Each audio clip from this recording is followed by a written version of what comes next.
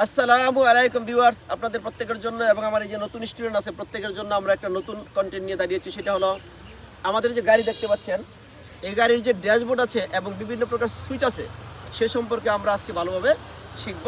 আমরা এখন সরাসরি ইঞ্জিনটাকে স্টার্ট করে সরাসরি আপনাদের দেখানোর চেষ্টা করবো। আমরা গাড়িতে চলে যাবো এখন। ওই পাশ দিয়ে একটু আমরা আসার চেষ্টা করি, এদিকে আসি।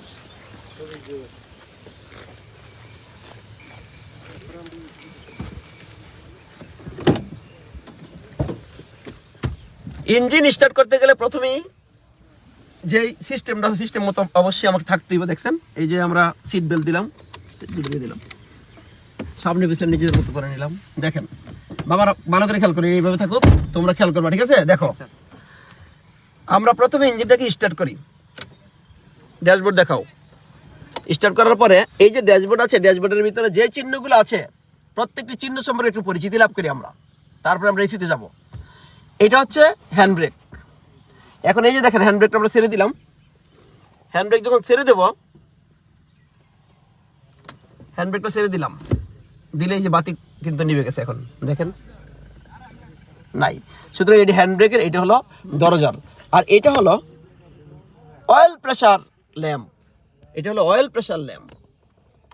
তারপরে একটা আছে মাঝখানে, দেখতে পাচ্ছেন, যে কোনো সিস্টেমের সমস্যা হলে এটা দেখায় দেয়। অর্থাৎ যদি ফুয়েল ফিল্টার কোনো প্রবলেম হয় তখন এই চিহ্নটা সাধারণত দেখাবে। আর পাশেরটা হচ্ছে charging indicator lamp.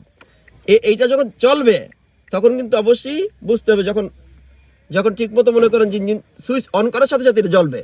Engine start হলে বন্ধ হয়ে যাবে। আমি একটু দেখাচ্ছি, এখনই ইঞ্জিন স্টার্ট করে দেখাচ্ছি যে এইগুলো যদি বন্ধ হয়। তারপরে হচ্ছে মাইল্ড ফাংশন ল্যাম্প, নিচেরটা মাইল্ড ফাংশন ল্যাম্প। এটাকে সাধারণত চেকবাতি অনেকে বলে, কেউ মাইল্ড ফাংশন ল্যাম্প বলে, কেউ ইঞ্জিন ল্যাম্প বলে, এরকম বলে আর কি। যাই হোক, এই বাতি যদি না জ্বলে তাহলে কিন্তু ইঞ্জিন স্টার্ট হবে না। আবার কোনো কোনো ক্ষেত্রে এই বাতি আমাদের বাংলাদেশের গাড়িগুলোতে জ্বলে থাকবে, কারণ কোনো সিস্টেম যদি মনে করেন যে আমরা কাটাকাটি করি তাহলে পরে এই বাতিটা জ্বলে থাকবে, কোনো অসুবিধা নেই। এরপরে আসি, এইটা হলো টেম্পারেচার গেজ। টেম্পারেচার অর্থাৎ ইঞ্জিনের যে টেম্পারেচার আছে সেটা, আর এটা হলো ফুয়েল গেজ। সুন্দর করে দেখানোর চেষ্টা করতেছি। তারপরে এখানে আমরা আসি, এটা আমরা জানি, এটা তো হলো মাইল মিটার। এটা আমরা মোটামুটি জানি কত কিলোমিটার স্পিডে চলে, এটা একটু সহজ আছে। তারপরে যে এখানে আছে দেখেন, এই যে এগুলো হচ্ছে লাইট, হেডলাইট। এই যে এটা দেখেন, এই জায়গার ভিতরে আমরা দেখবো এটা হলো হেডলাইটের জন্য হাই বিম, লো বিম, এখানে ডিপার দেওয়া আছে। আর এই যে এটা আসি, এই দেখেন, এটা কিন্তু উইন্ডশিল্ডের দেখেন উপরে। এই যে আমরা দেখার চেষ্টা করি, এই যে উইন্ডশিল্ড কিভাবে পরিষ্কার করবো, আমরা সামনের গ্লাসটাকে কিভাবে পরিষ্কার করবো দেখেন ওয়াইপারের মাধ্যমে। এটা এখানে এই সুইচটা যেন ব্যবহার করা হয়ে থাকে। তারপরে হলো এই যে এখানে আমরা সরাসরি এসিতে চলে আসবো। তবে একটু এখানে আরেকবার দেখাবো, ড্যাশবোর্ডের ভিতরে আরেকবার দেখাবো। এই জন্য আমরা ভিতর দিয়ে দেখানোর চেষ্টা করি যে দেখেন, সুইচটা যখন আমরা অন করি, ইঞ্জিন যখন স্টার্ট করবো সাথে সাথে দেখেন অনেকগুলো বাতি চলে গেছে। এগুলো কিন্তু অবশ্যই মাথায় রাখতে হবে। তারপরে আমরা এসিতে চলে আসি। আমরা এখন এসি দেবো। এসি যখন দেবো, যে সুইচ অন করলাম, এসি দিলাম। এখন এখানে কোনো ঠান্ডা আসবে না খুব একটা।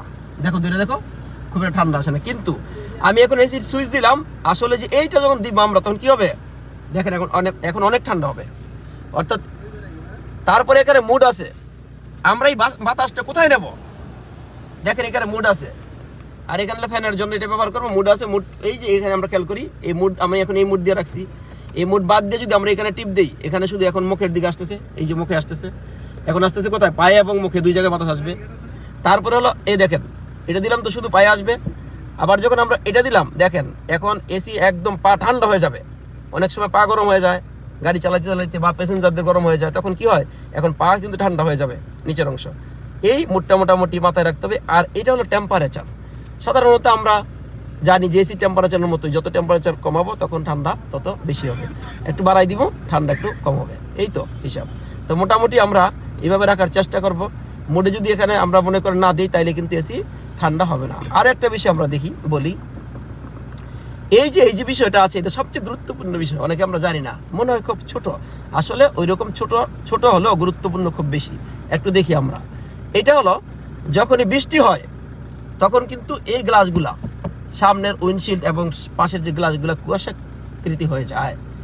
যখন কুয়াশাকৃতি হবে তখন কিন্তু এটা 5 থেকে 10 সেকেন্ড আমরা এরকম দিয়ে রাখবো। দিয়ে রাখলে কি হবে, তখন কুয়াশা কেটে যাবে। যদি ঘন্টার পর ঘন্টা এরকম দিয়ে রাখি তাহলে আমাদের বড় ধরনের সমস্যা হতে পারে। অর্থাৎ কি হবে, কম্প্রেসর আছে না, আমাদের যে কম্প্রেসর আছে, সেই কম্প্রেসরের ভিতরে যে বিভিন্ন প্রকার ওয়াশার থাকে, সেই ওয়াশারগুলা লিক হয়ে যাবে, লিক হয়ে গিয়ে এসি সিস্টেমটা সম্পূর্ণ অকেজো হয়ে যাবে। সুতরাং আমাদের এই সিস্টেমগুলো, এই সুইচগুলো যদি আমরা ভালোভাবে না জানি, তাইলে কিন্তু গাড়ি চালায়া এবং একজন মেকানিক্সের জন্য কিন্তু বড় অসুবিধা হয়ে যাবে। সুতরাং আমি আশা করব আমার এই ভিডিওটা বারবার আপনারা দেখে সুন্দরভাবে জেনে শুনে গাড়ি চালাবেন, যাতে গাড়ির কোনো অসুবিধা না হয়।